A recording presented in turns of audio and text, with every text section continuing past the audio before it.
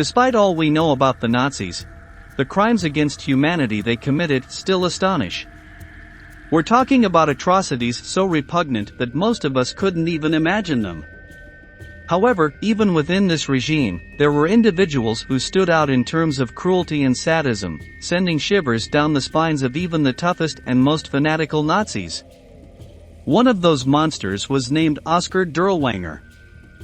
Dirlewanger was a sadistic and expert exterminator of Jews who lacked any humanity.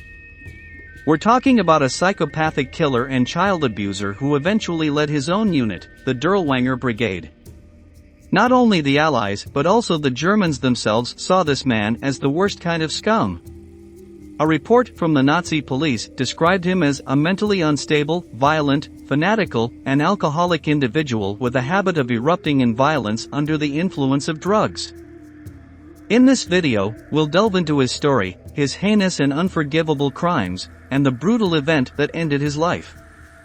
If you're sensitive, please watch this video with someone else, because in today's installment of Military History, we're going to learn about one of the most monstrous Nazis in history. Let's begin. Oskar Dirlewanger was born on September 26, 1895, and from a young age, he was drawn to violence and causing harm to other human beings. With a serious demeanor, he volunteered for the German army during World War I. Despite being seriously wounded, he survived the conflict and reached the rank of lieutenant. The frenzied violence and brutality he witnessed in the Great War pushed his already immoral and psychopathic personality further toward sadistic cruelty. Like many young men who had never known anything other than the military, including Adolf Hitler, he couldn't reintegrate into civilian life and ended up joining the Freikorps, paramilitary units that brutally fought against communists and Poles. In these militias, he gained a reputation as a brave man, but above all, a man of absolute insensitivity. When armed conflicts and violence were definitively ended with the establishment of the Weimar Republic, Dirlewanger chose to study at the university. He earned a degree in political science in 1922 and joined the National Socialist Party the following year.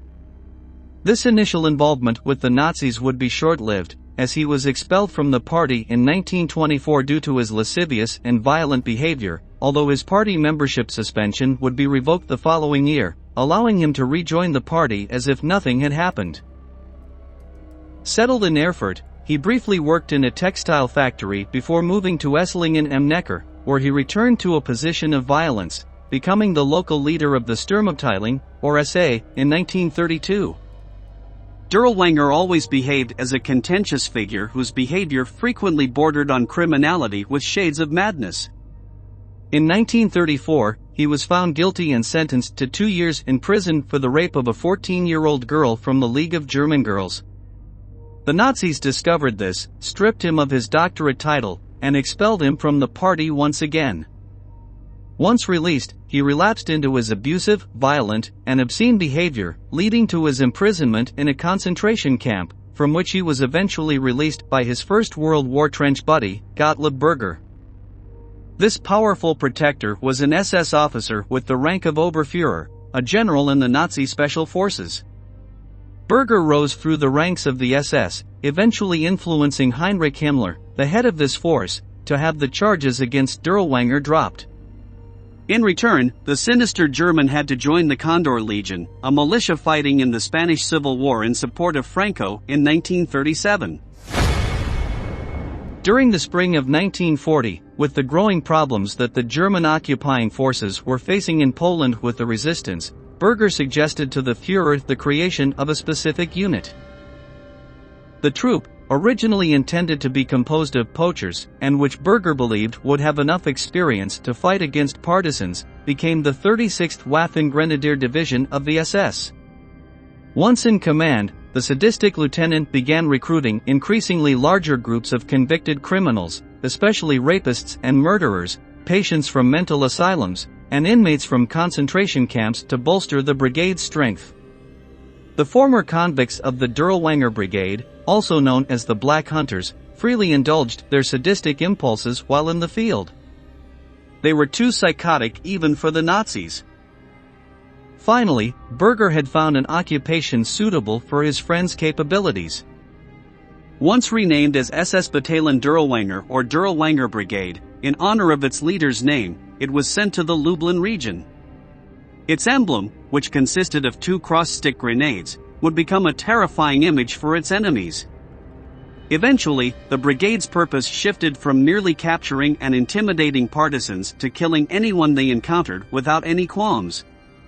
The behavior of the Dirlewanger Brigade was so repulsive that even the SS initially refused to accept the unit into the organization. Inside the brigade, discipline was harsh and violent to an almost unbelievable degree. Physical punishments, including the death penalty, were commonplace and often carried out by Dirlewanger himself, who did it for fun. Among his customs was hanging prisoners every Thursday, but when there were no detainees, he would hang one of his weaker or less useful soldiers. The atmosphere within the unit was complete madness, making desertion a common occurrence, punished in the most gruesome ways possible. However, on the battlefield, these soldiers were free to do as they pleased. In fact, the lowest criminal acts such as murdering, looting, or raping defenseless enemies they encountered were celebrated. 1 year into the start of World War II, on August 1, 1940, Dirlewanger became the commander of a forced labor camp in Poland. There, his sadism reached unimaginable levels. The Nazi lieutenant committed atrocities against innocent prisoners in the camp, including injecting strychnine into young Jewish girls who were first stripped naked and whipped, just to watch them convulse to death in front of their friends for his entertainment, making bets on how long it would take for the executed young girl to die. He also dismembered Jewish women with his bare hands and cooked them with horse meat to make soap that he then forced other inmates to use. In 1942, the Dirlewanger Brigade was assigned to Belarus to fight Soviet partisans. However, the unit did not engage much in the fight against guerrillas, as they found a much more satisfying activity for their psychopathic urges, looting homes, as well as killing and raping innocent citizens. According to Nazi reports of the time, the Dirlewanger Brigade reported the execution of over 30,000 Belarusian civilians. Dirlewanger's preferred method for allegedly fighting partisans was to gather unarmed locals inside a barn, cabin, or church and set them on fire, waiting outside with machine guns to shoot anyone who tried to escape. Simultaneously, rumors spread that Dirlewanger allowed packs of hungry dogs to feed on the burned corpses of innocent children and women. The shifts of war led these brutal men to face the Red Army in 1943, where their failure was total. Their limited combat capability resulted in them being overwhelmed by the Soviets. Far from disbanding them, the SS continued to reinforce their role as bait, and on December 30, 1943, Dirlewanger's unit was upgraded to a regiment, increasing the number of troops.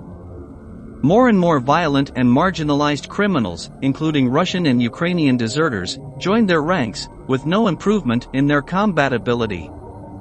Every time the Dirlewanger Brigade encountered organized resistance, they suffered significant losses, and no one, not even the SS, had any problem with eliminating Dirlewanger's murderers. In 1944, what is considered the most atrocious and inhuman war crime committed by this already bloody and brutal unit occurred. We're talking about the infamous Walla massacre. On August 1 of that year, the Warsaw Uprising began, and Himmler gave the Dirlewanger Brigade unrestricted permission to kill, torture, and rape anyone who rose up in that event. Accounts from the time described the Dirlewanger Brigade as reeking of vodka and death. They massacred innocent Poles regardless of their age, sex, or origin. The Dirlewanger Brigade, in cooperation with the equally sadistic Kamiński militia, massacred 40,000 unarmed men, women, and children in the Walla district of Warsaw in just 2 weeks.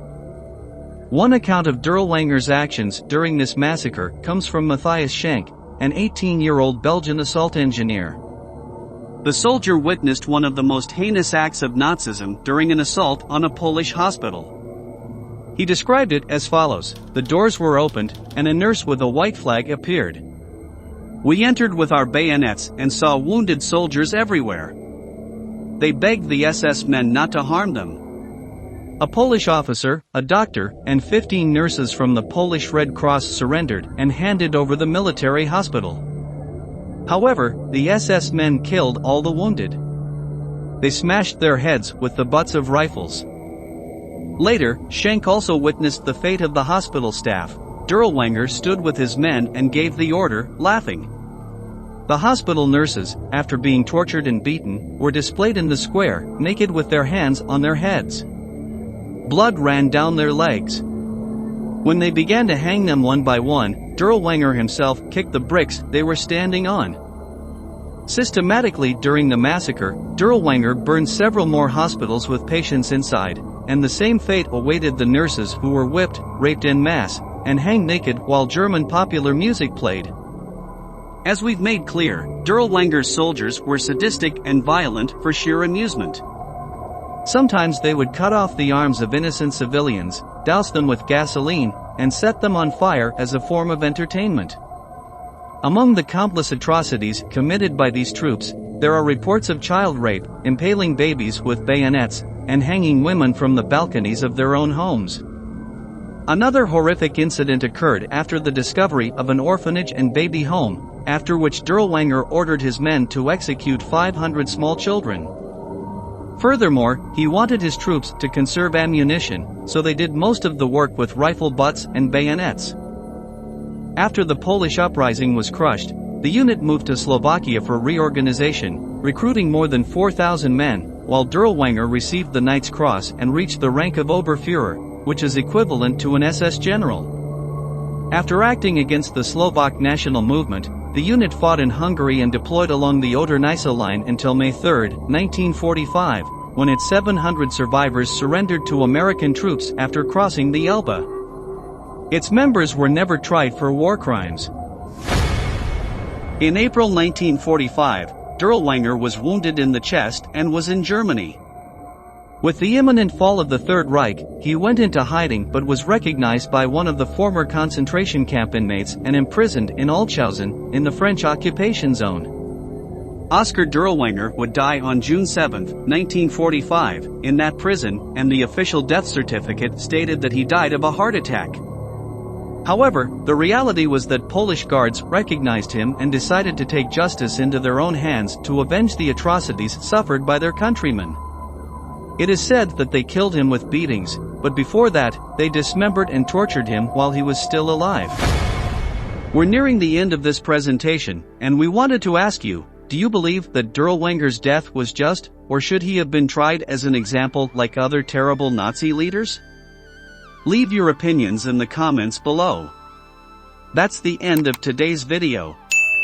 We appreciate you staying until the end and look forward to seeing you in the upcoming installments of Military History.